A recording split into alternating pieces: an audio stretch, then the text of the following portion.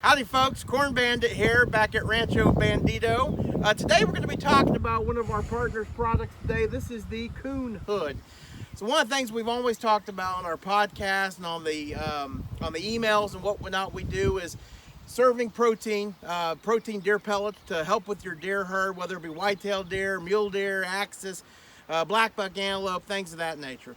One of the ways of feeding those animals is through a gravity feeder such as this. This is the Outback 1,500-pound gravity protein pellet feeder. And basically what you can see what happens is the pellets come down to here and the deer or the antelope can just freely come in here and get some pellets out, and they're in good shape. Obviously, this being basically late June, these feeders are in high demand for the deer as their natural food sources start to dry up and whatnot. One of the other critters that visits this feeder very often are going to be the raccoons. They see our little logo right here on our hat. So the problem is the coons are going to scurry up these stairs right here. You can see where they've kind of worn it down. They'll go up right here. They'll connect their feet. They'll jump on these tubes, okay? And they'll basically sit here and shovel all the protein feed out of here onto the ground so it's wasted. Okay, sure, yeah, the deer are going to get some, but the varmints, the skunks, the possums, and primarily the coons are going to get it. We don't want that, obviously. We want all the nutrition and the pellets to be for the actual hooved animals, right? So our good buddies at Coonhood came up with a way of keeping those coons from getting on the actual feeder. So here's what they did. So this is the actual Coonhood, and it basically works like this. You want to come a little closer there. And yes, I will explain the peanut butter here shortly. So what happens is, again, the coon climbs up the stairs. He or she comes here on the tube. And again, traditionally, they would just go down, sit on the tube, and scoop it out. Or they'd stick their whole head in there and start eating feed. But with the Coonhood, when the coon comes up here, it climbs down, and then its weight pushes this down. So now, as you can see, the raccoon has absolutely no access to the feed. And what's great about this, you can just see this. I'm barely putting any pressure on this.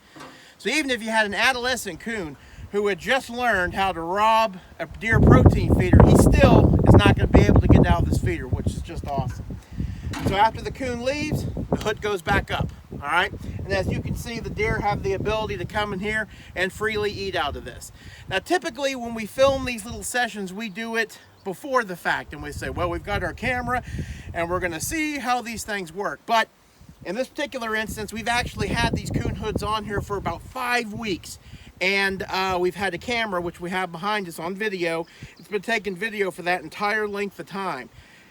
Out of the 5 weeks, we had multiple raccoons climb up these stairs, do what they've traditionally done, right? But the problem is they get right here and then they stop. So this feeder has not been touched by raccoons in almost 5 weeks, and that's because of the Coonhood. So now we'll explain the peanut butter. So when I checked all the video, I was a little frustrated because I said, well, I'd like to see the Coonhood in action. I mean, it's working as a deterrent, but I'd like to see it in action. So we put peanut butter on it in hopes of getting one of these little rascals up here. So if they do get on here, which they will eventually, we hope, we'll post that.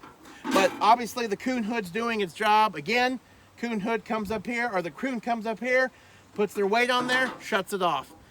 It's an outstanding product. If you're feeding protein, and I don't care out of what style of deer feeder, the Coonhood folks, they make a set of hoods for it. I highly suggest getting a pair for all your protein feeders. It's going to save you a lot of money, especially if you're a hunter whose lease is 5-6 hours away. You can't make it there all the time. Don't feed the coons, feed your deer.